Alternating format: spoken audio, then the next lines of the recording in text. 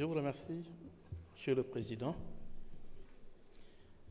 Monsieur le Président de l'Assemblée nationale, Monsieur le ministre du Travail, de l'Emploi et des Relations avec les institutions, honorables députés, mes chers collègues. Monsieur le procureur général près la Cour d'appel de Dakar m'a transmis les procès-verbaux relatifs aux enquêtes à la suite du rapport de la Cour des comptes sur les fonds Covid et une note y afférente.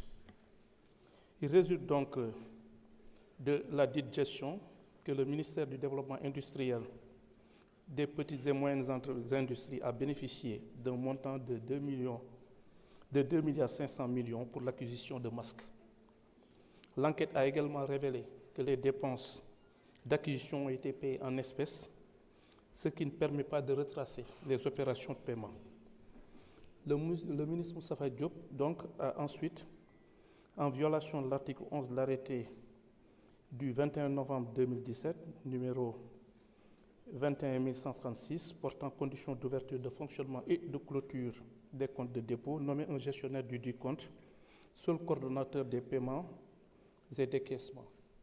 Le dit gestionnaire a soutenu donc avoir retiré l'intégralité du montant par différents chèques à l'ordre d'un tiers pour le paiement en espèces de fournisseurs en vue de l'acquisition de 6 250 000 masques.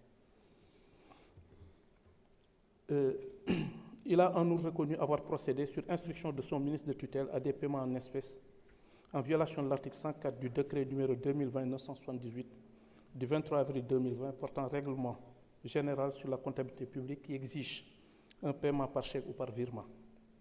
Le secrétaire général du ministère a, quant à lui, expliqué que le choix des fournisseurs a été effectué par le ministre Moustapha Diop qui a ensuite ordonné au directeur de l'administration générale et de l'équipement d'établir des contrats à cet effet. Convoqué et entendu, l'auteur des retraits en question qui se dit être comptable du ministère a confirmé avoir procédé à plusieurs retraits par chèque jusqu'à concurrence de la somme de 2,5 milliards qu'il remettait au gestionnaire du compte. Le rapprochement entre le nombre de 6 250 000 masques prétendument achetés et celui attribué aux structures bénéficiaires a révélé un cap de 2 327 500 masques. Entendu au cours de l'enquête, 2 fournisseurs ont déclaré avoir respectivement obtenu du ministre Moustapha Diop l'attribution de marchés de 50 000 et 250 000 masques d'une valeur de 20 millions et 100 millions de francs CFA. Ils ont tous deux précisé avoir reçu le paiement intégral de ces montants en espèces des mains du ministre Moustapha Diop. À la suite de l'enquête préliminaire, une information judiciaire a été ouverte à l'encontre de plusieurs personnes.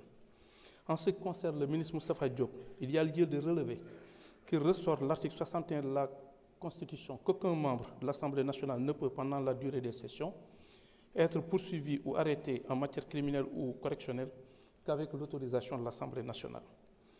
Le membre de l'Assemblée nationale ne peut, hors session, être arrêté qu'avec l'autorisation de l'Assemblée nationale, sauf en cas de crime ou délit flagrant ou de condamnation devenue définitive. C'est au regard donc de toutes ces observations que la levée de l'immunité parlementaire du député Moustapha Diop, ancien ministre du Développement industriel et des petites et moyennes industries, est sollicitée afin que des poursuites puissent être envisagées à son encontre. Je vous remercie de votre attention. Jërëjëf, Monsieur le ministre.